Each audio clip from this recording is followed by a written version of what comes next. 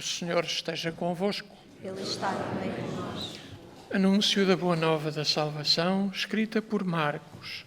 Glória a vós, Senhor. Naquele tempo, Tiago e João, filhos de Zebedeu, aproximaram-se de Jesus e disseram-lhe: Mestre, nós queremos que nos faças o que te vamos pedir. Jesus respondeu-lhes: Que quereis que vos faça? Eles responderam: Concede-nos que na tua glória nos sentemos, um à tua direita e outro à tua esquerda. Disse-lhes Jesus: Não sabeis o que pedis. Podeis beber o cálice que eu vou beber e receber o batismo com que eu vou ser batizado? Eles responderam-lhe: Podemos. Então Jesus disse-lhes: Bebereis o cálice que eu vou beber e sereis batizados com o batismo com que eu vou ser batizado. Mas sentar-se à minha direita ou à minha esquerda não me pertence a mim concedê-lo. É para aqueles a quem está reservado. Os outros 10, ouvindo isto, começaram a indignar-se contra Tiago e João. Jesus chamou-os e disse-lhes: Sabeis que os que são considerados como chefes das nações exercem domínio sobre elas e os grandes fazem sentir sobre elas o seu poder. Não deve ser assim entre vós. Quem entre vós quiser tornar-se grande será vosso servo. E quem quiser entre vós ser o primeiro será escravo de todos. Porque o Filho do Homem não veio para ser servido, mas para servir e dar a vida pela redenção de todos.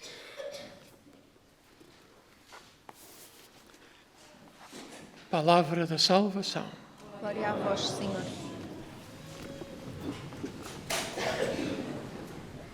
É seguramente uma enorme alegria retomarmos a transmissão da celebração online, também de algum modo aproximar-nos nesta totalidade com aqueles que nos acompanham.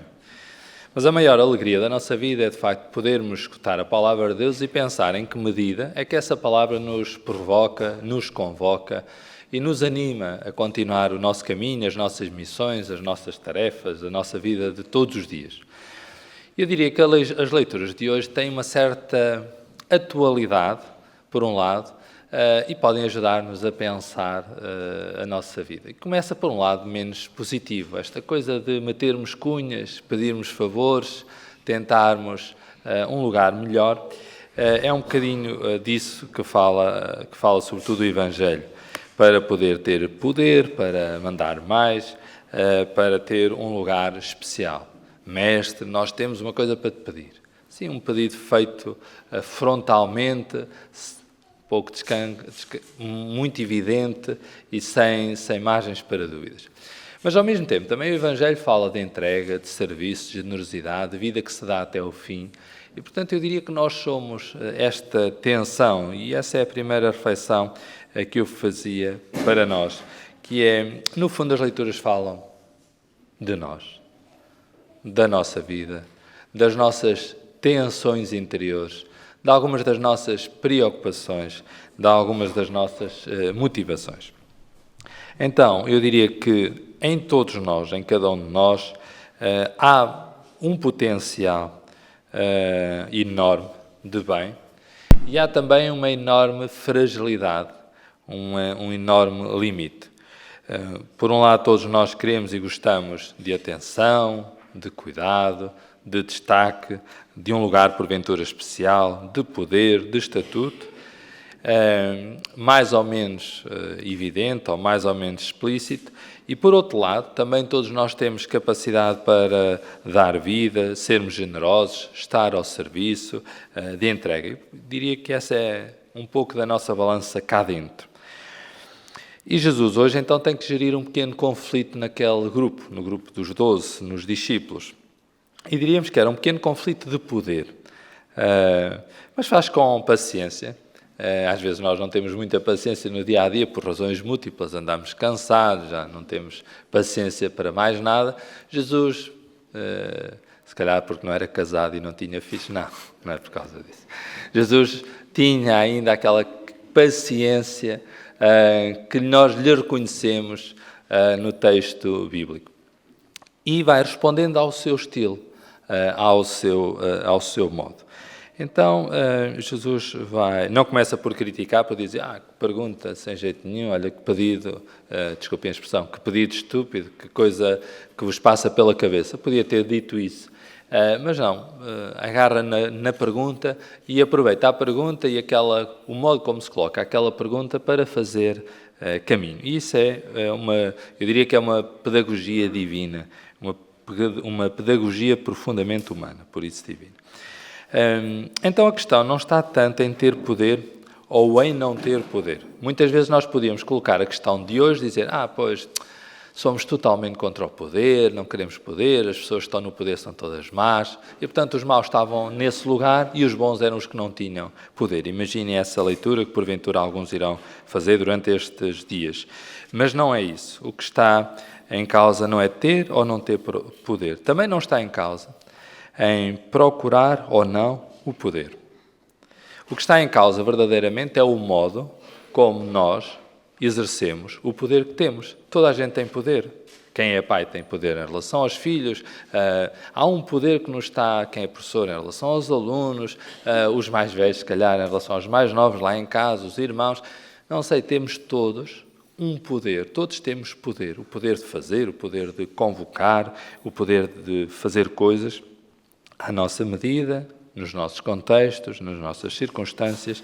Todos nós exercemos alguns contextos de poder. Mas a questão não está então em ter ou não ter mais ou ter menos, é como é que eu exerço o poder que tenho. Até primeiro identificar qual é o meu poder, o que é que eu posso fazer. Não é o poder só de ter um lugar, é o poder de estar num lugar para exercê-lo de alguma forma. Então, como é que eu exerço o poder que tenho?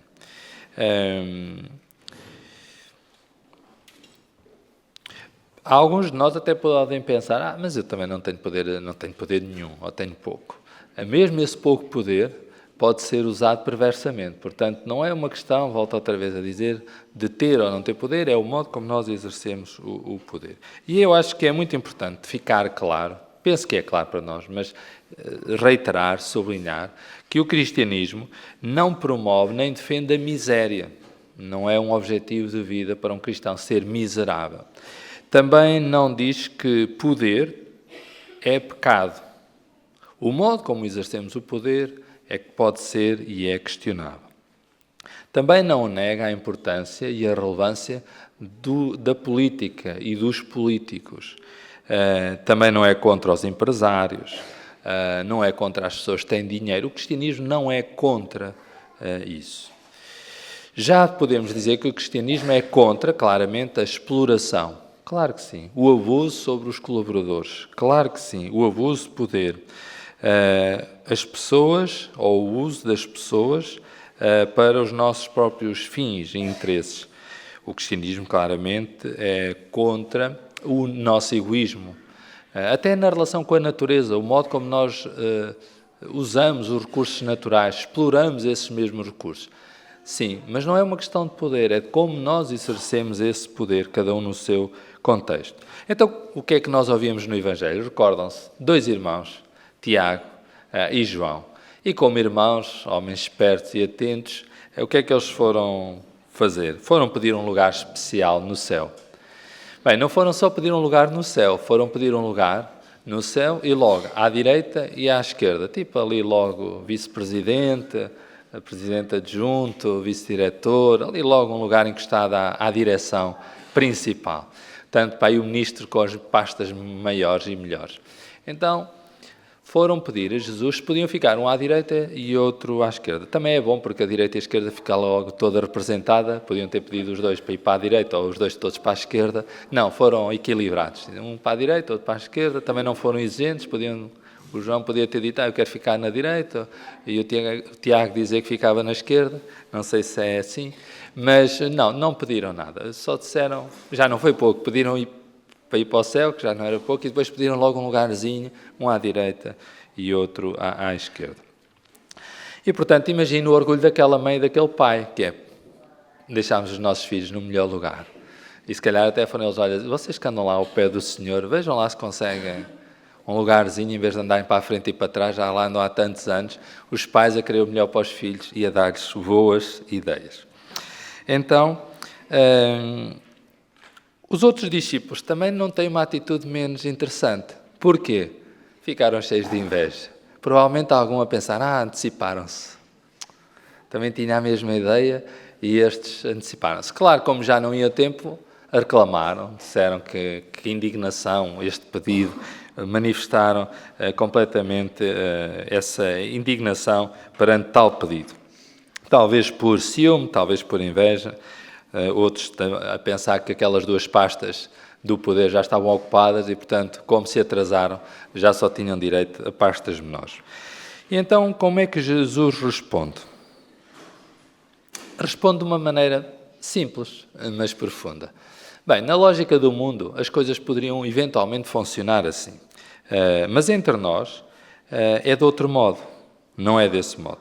Então aqui, na nossa lógica, diz Jesus, quem quer tornar-se grande, megas é a palavra grega, megalómano, de onde vem essa palavra, quem quiser ser grande, tornar-se grande, tem de fazer-se servo, diáconos, tem que ser servidor. Quem quer ser grande, vejam a lógica da matemática toda invertida. Quem quer ser grande, faça-se servo. E quem quiser ser o primeiro, o protos, quem quiser ser o primeiro, nós ouvimos a dizer que seja escravo. A ideia é seja servo, dolos, seja último, faça-se último. Quem quiser ser o primeiro, coloque-se ao serviço. E depois diz, Jesus diz que o Filho do Homem não veio para ser servido, mas para servir. Contam, não sei se é verdade, que um bispo numa entrada numa diocese, entusiasmado com a festa, diz, porque fique claro, eu não venho para servir, eu venho para ser servido. Não, não era nada disso. Eu venho para servir e não para ser servido. Então, cá dentro, mesmo quando nós dizemos palavras bonitas, há uma inclinação para inverter o jogo permanentemente. Mas então, o que Jesus diz é, eu não venho para ser servido, eu venho para servir. E bastava pensar no lava-pés, por exemplo. Jesus a ajoelhar-se diante da humanidade. Jesus a ajoelhar-se aos nossos pés. Que Deus é este que nos vem servir, que vem servir a humanidade? Se fôssemos nós a contar a história do nosso próprio Deus, nós não deixámos que Ele se ajoelhasse aos nossos pés. Fazíamos uma espécie de super-homem, super-mulher, não sei. Iríamos tentar aqui que um Deus fosse um todo-poderoso a sério, daqueles que pode mesmo tudo, quando lhe apetece, o que lhe apetece. E o que Deus vem representar-nos é uma densidade de humanidade, uma plenitude de humanidade. Um Deus que se coloca aos nossos pés, que tem este ADN de serviço. E este é um desafio enorme para todos, para cada um de nós, mas também para a Igreja e até para as instituições. Quando nós somos autorreferenciais, quando nós nos centramos à nossa volta e apenas em nós, então nós perdemos o jogo. Aparentemente ficamos a ganhar, mas na prática ficamos a perder a vida. E quem perde a vida, quem perde essa plenitude de vida da relação, perde o jogo. Então eu pedi essa graça para nós, para a Igreja, para esta comunidade, que a graça de servirmos seja a graça que nos torna primeiros na alegria, primeiros na generosidade, primeiros nesta vida que se ganha. E hoje é dia das missões e os missionários não são só os que estão longe, também são esses, mas são os que estão longe e são os que estão perto. E a missão não é apenas lá longe, numa parte qualquer do planeta, é lá longe e é cá perto. Em nossa casa também há lugar, também é a zona de missão. No nosso local de trabalho, também é a zona de missão. E às vezes, não sei se é mais fácil ou mais difícil, também não vou aqui agora pôr-me a divagar sobre esse tema, mas que não é fácil sermos missionários na nossa casa, não é. Que não é fácil sermos missionários, servidores, missionários desta maneira, no nosso local de trabalho, Também não é. Que não é fácil nós, na vida de hoje, com os critérios que nos são dados, tomarmos estas opções de ADN mais profundo, também não é fácil. Por isso eu pedi essa graça para nós todos assumirmos uma missão. Aliás, o Papa diz-nos uma coisa muito bonita, diz: nós não temos uma missão, nós somos uma missão. Então que nós possamos ser essa missão e dar continuidade a este desafio de Deus. A maneira de estarmos à direita e à esquerda de Deus é tornar-nos servidores.